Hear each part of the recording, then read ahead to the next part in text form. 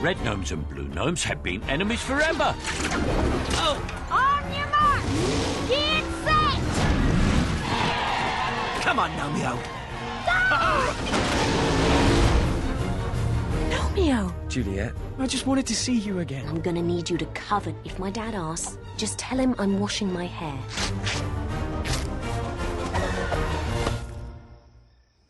Take care! I tell your dad you're doing your hair! Mess with our garden, will ya?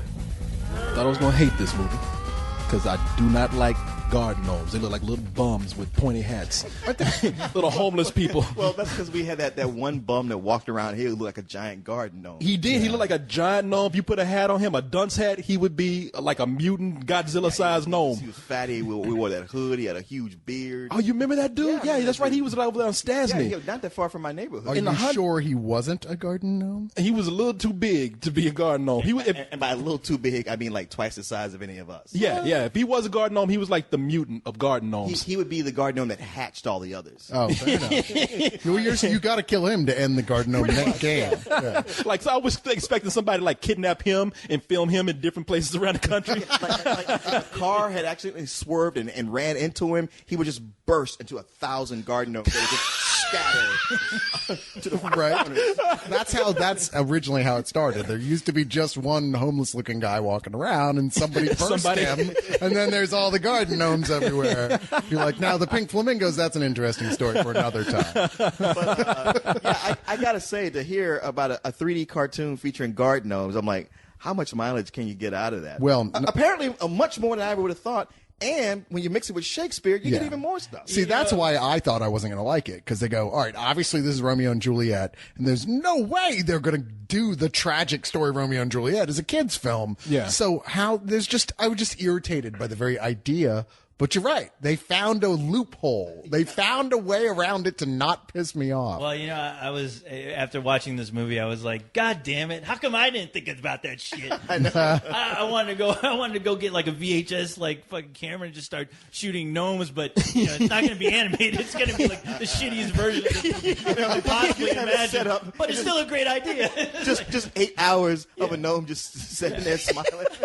With co-host making little voices. Hi, I'm a gnome! See the co-host nudging it every so often. Yeah. Do me hard, Gnomeo, do me hard. You actually film like ceramic gnomes and pull it across the stream with a string. No, I'd hire people. There'd be all these moments around. It'd be like a hand in it. I just see moments where you can see it clearly broke, and you're going, "Oh shit!" And then it comes back, it's totally a different gnome with glue and shit on it. See magical hands appearing and disappearing. Yeah, man. Like you said, this. I mean, what can you say about this?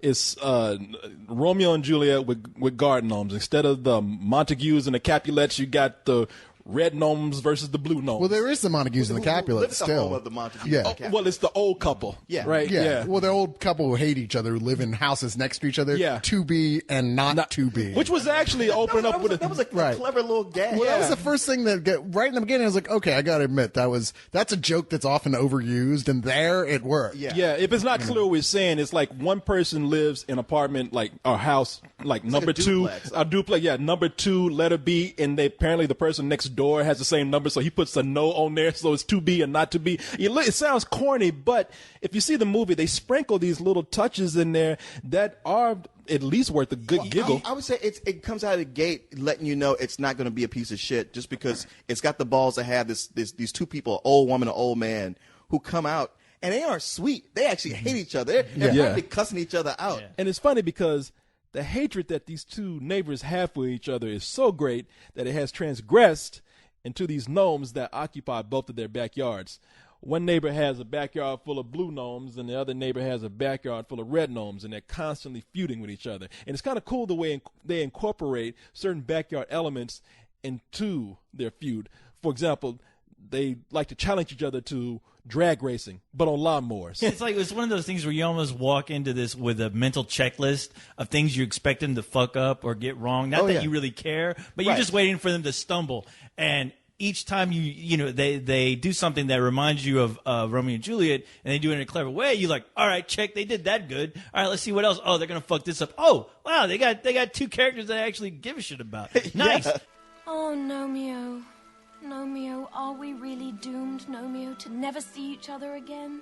Why must you wear a blue hat? Why couldn't it be red like my father, or green like a leprechaun, or purple like some weird guy? I mean, what's in a gnome? Because you're blue, my father sees red, and because I'm red, I'm feeling blue. Oh, at any rate, that shouldn't be the thing to keep us apart, should it? No, it shouldn't. I couldn't have said it better myself. Oh, my giddy aunt, did you just hear all of that? What are you doing here? I don't know. I came here to... Well, I don't know. I just wanted to see you again. Are you crazy?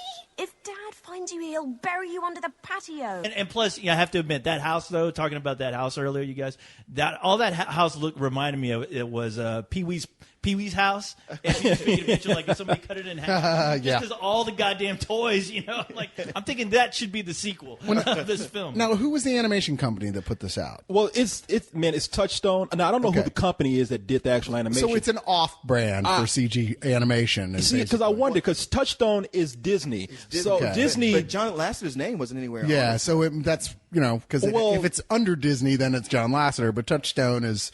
a sub-business, as it were. Well, that's an interesting point because... Like a tax write-off for Disney. Because to me, where this movie fell short is that it felt like a DreamWorks movie. It did feel like a DreamWorks movie. And the reason why it probably did is because the director here is Kelly Asbury, who directed Shrek 2 and that movie Spirit about the stallion. Stop laughing, go. I'm just laughing at Asbury right now.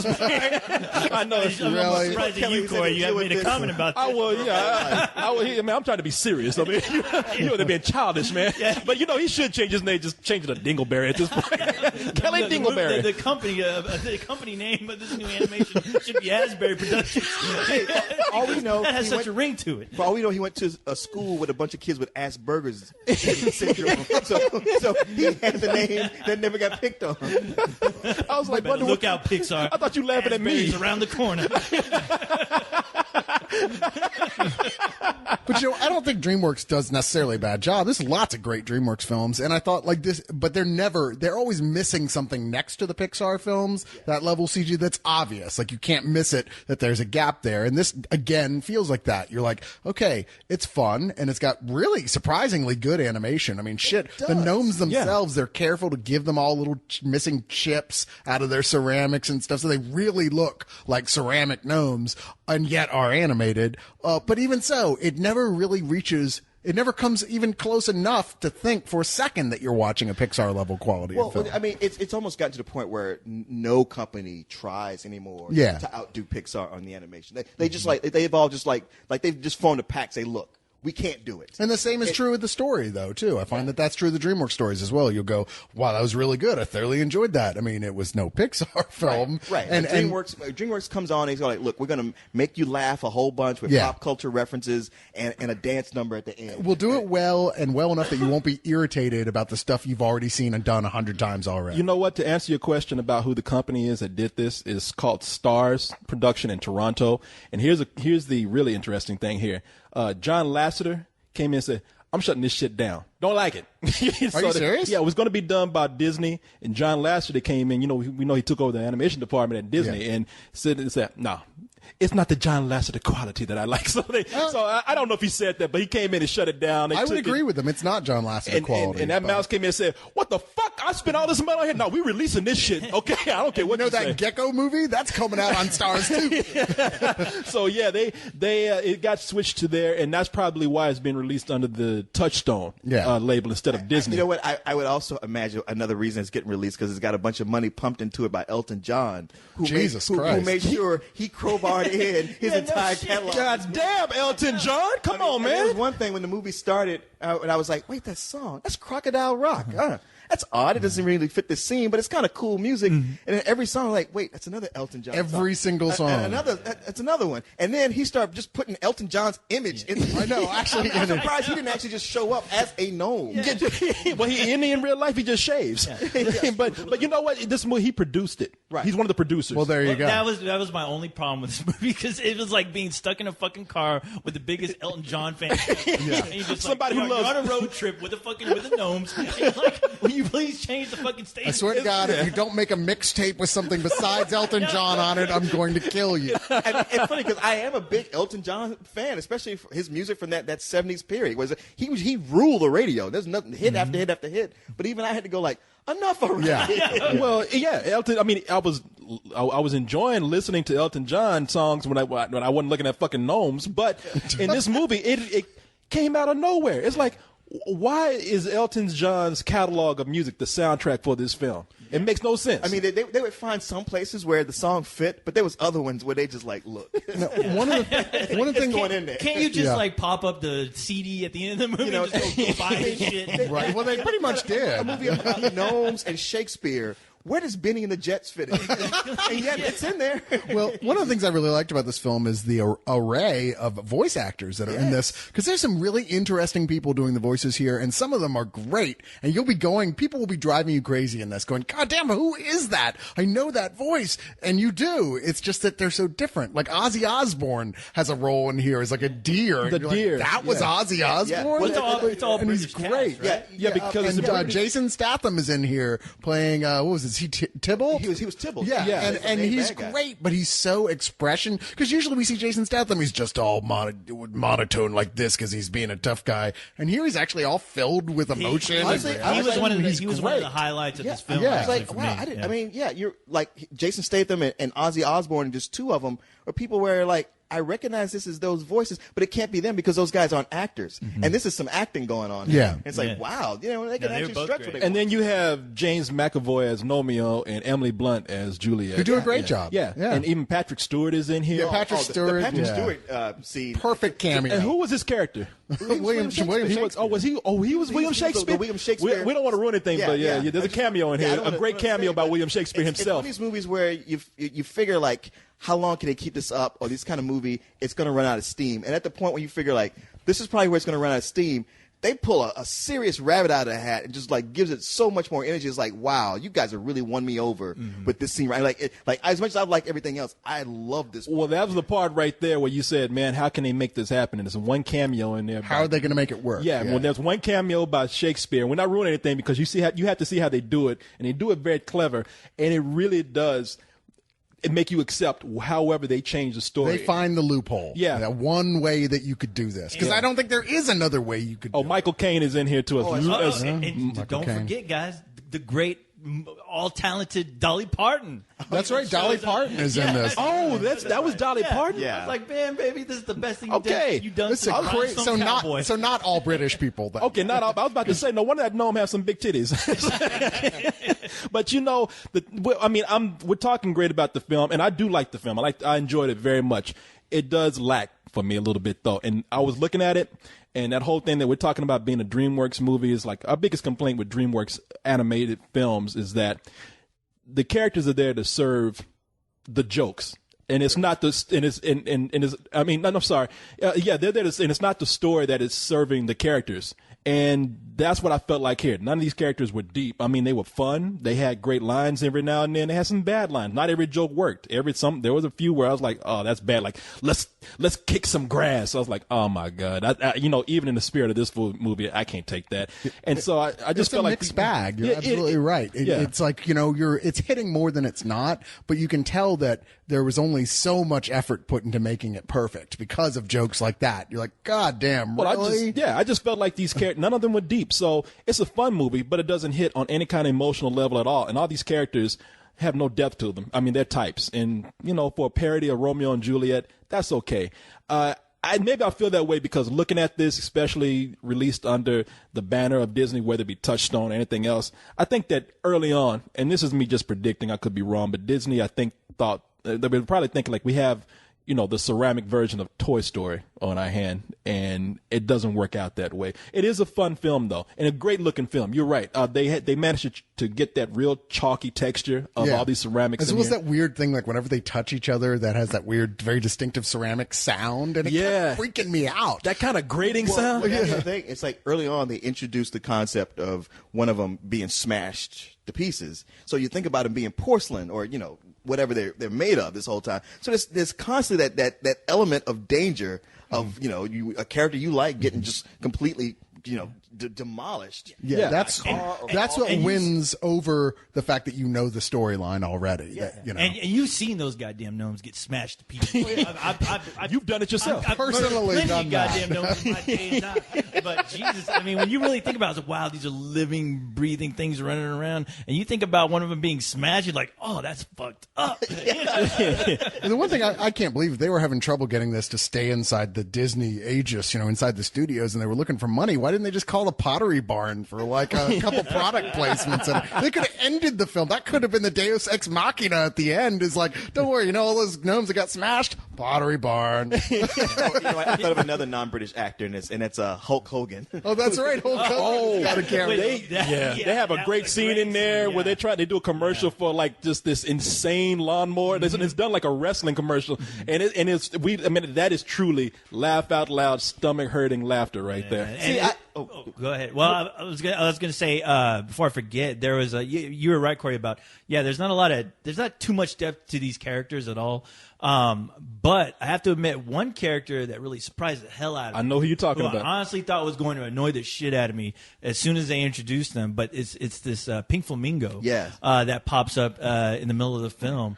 And wow, you talk about some emotion. Yeah, I have to admit, I was getting teared up, didn't you? I was getting a little. Hey man, you know what? I heard you over there going, "Teen, man."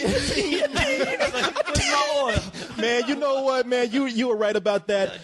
For me talking about there's no emotion in there, there's really one heartbreaking scene in there that's like a little mini movie itself, and it's like something straight out of Toy Story. Yeah, you're right. And You're it's from right. a character that you're right, co-host. Like the minute he comes on, you go like, oh here we great, go. one more comedy relief. We got to bring out Jar Jar. the super funny because he's ethnic character. Yeah. We're like, great, okay, and then they use him to great effect. Give They him a really lot of do.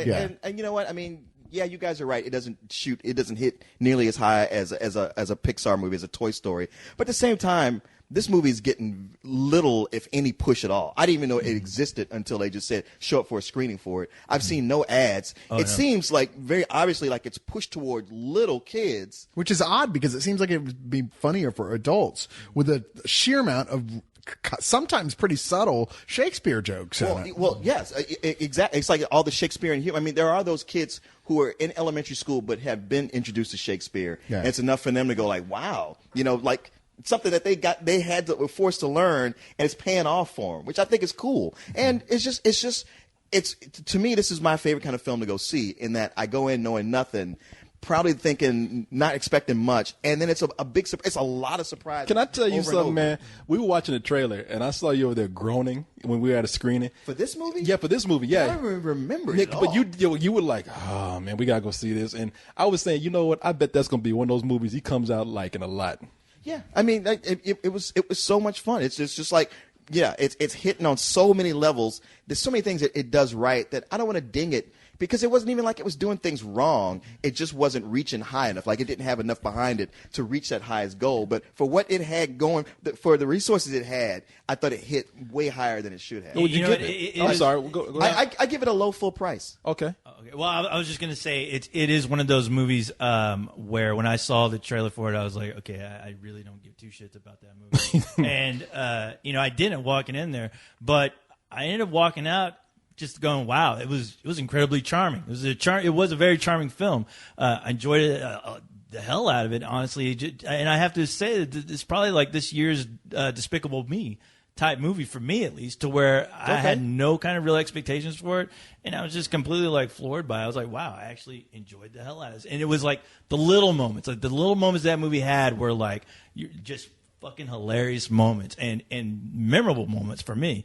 But I'm gonna give this a matinee. Yeah, I think you go in there with your kids, and if you're an adult, like, you're just like, God damn it, I gotta hang out with this bastard. After all that praise, you're gonna give it a matinee? You were coming out of more than he was.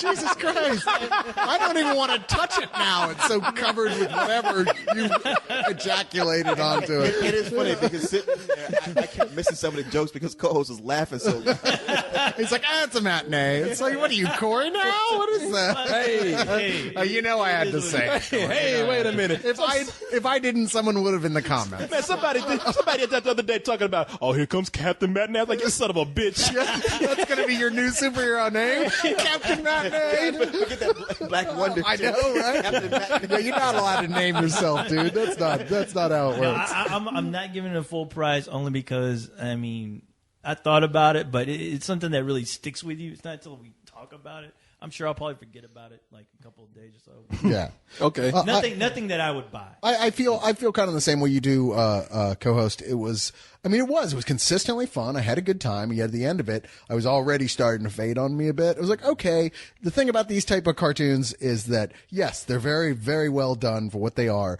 but they're not doing anything new either. There's nothing in it that makes you go, with the exception of the one loophole moment that we were talking about earlier, there's nothing that makes you go, wow, that was really, if not groundbreaking, something kind of new, something unexpected.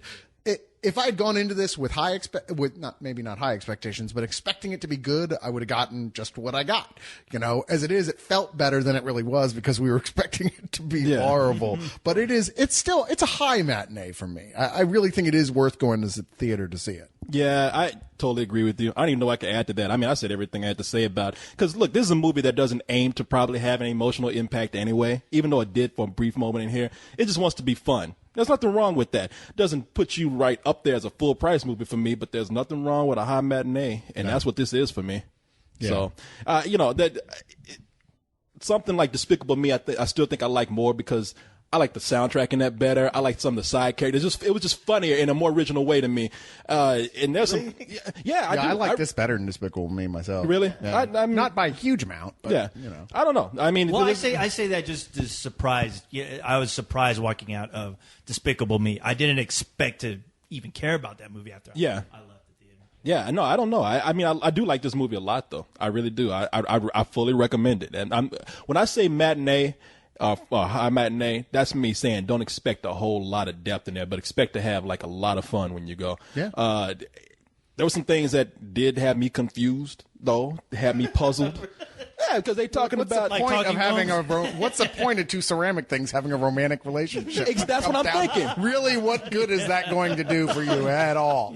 Because is there a little ceramic peen that's gonna come out at some point? Is there did we miss that part? Would they procreate? I mean, even the Dolly Parton character is calling the Gnomeo her son. Really, how does that work? That's what I was wondering. Are they like nesting gnomes? Yeah, how do they have sex? And even then, if let's say that they do have a little. Dolly Parton wasn't the. Oh, no, she wasn't. She wasn't the mom. Well, she whoever was the mom gnome was. She was the one that was out there starting the race. Oh, okay. Yeah. Whoever the mom gnome was. Yeah, I was like, was it like Russian nesting dolls? Is that how it works? And shouldn't she be cracked open if that was she had I don't know. Well, that's what I was wondering. Maybe they had a C-section. G-section. If they have sex, it's like, how do they, let's just say that they did have a little ceramic penis and of a JJ, how do they give? Because they're like, this is my son, this is my daughter. How do they give birth? It's like when you crack a leg open, like a crab leg or something. You tried to give birth to something.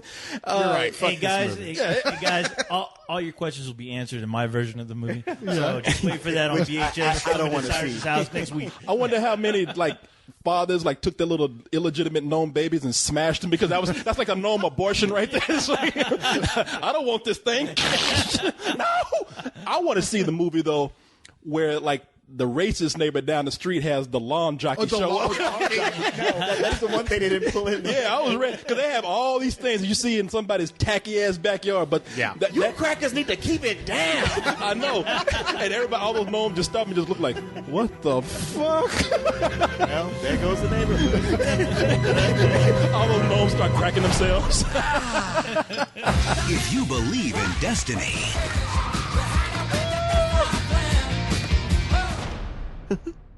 Call me. Then get thee to a 3D theater. Let's split up. And experience Shakespeare's legendary tale. Parting is such sweet sorrow. As you've never seen it before. This mission is gonna require maximum stealth. Well, you won't get much stealthier than this. Hello! Gnomeo and Juliet.